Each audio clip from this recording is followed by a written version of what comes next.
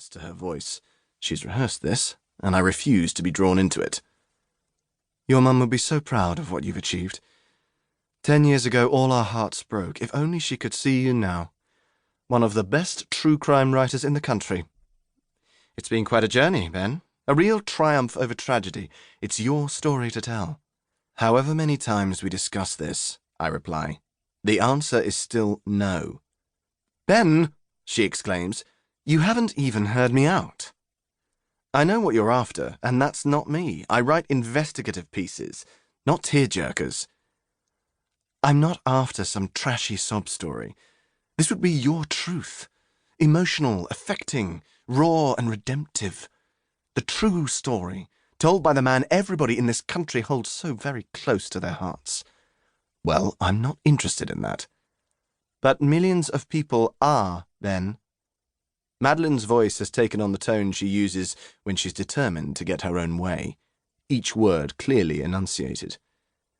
You underestimate how much people care about you. What happened to Nick and then your mum's death? Everybody remembers that. People know who you are and believe they share a genuine connection with you. She gets up and steps around her desk, perching on the corner next to me. I'm not saying a few of them aren't a tiny bit crazy, but whether you like it or not, they imagine they shared in your grief. They want to support you, while being forever grateful it didn't happen to them. And now they want to read about it in your own words, as our world exclusive. Directness is not something Madeline ever shies away from. Her ruthless ability to get straight to the point is what makes her a great journalist. I simply shake my head. I've told you, I'm not going to write it. Ben, we both know you are going to write this. However painful it is, it's too good a story not to. If I write the article you want, I'll spend the next year having people come up to me in the street asking me how I am and telling me I'm always in their prayers. That doesn't sound all bad. Those people mean well, even the slightly peculiar ones. It's a no, Madeline. Ben. She gets up suddenly, crosses to close the door, and turns back to look at me. I'm going to level with you. Our numbers are under pressure. We really are being squeezed. We need a big story. The answer is still no. Madeline has schooled me in her own relentless hunt for readers. Now, however, I've quickly realized that when the hunt reaches your own door, your perspective changes. Nobody is more committed to the success of this site than me, I reply.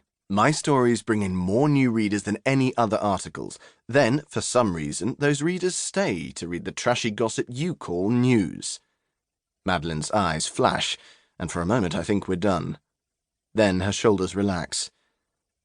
You've said it yourself. I'm the best journalist you've got, I say. One award does not make you my best journalist. It's two, and they're the only awards the site has ever won. We're not here for the awards, we're here for the readers, she says. And we need more of them, fast. I can feel myself losing patience. I take a deep breath. If I didn't know Madeline so well, I'd find it hard to believe she was trying to bully me into this. Having grown up near to my home, she knows at first hand how traumatic my brother Nick's death was, not just for my family, but for our whole community. I've gone back and read the articles she wrote at the time. She understood the devastating impact on our whole town. I turn my chair to face her as she crosses from the door to the window. I'm not doing it, Madeline. You need to accept that. You will never have any idea what it was like. Nick's face on every front page. My mum's, mine. I've no desire to publish the last slice of my life I was able to keep private. It's not the answer she wants, and I can see her irritation rising. She drums her fingers on the table. Tight-lipped, she goes back to her chair and begins rattling her keyboard. When she doesn't say anything further, I assume I'm dismissed, and, relieved, I get up to go.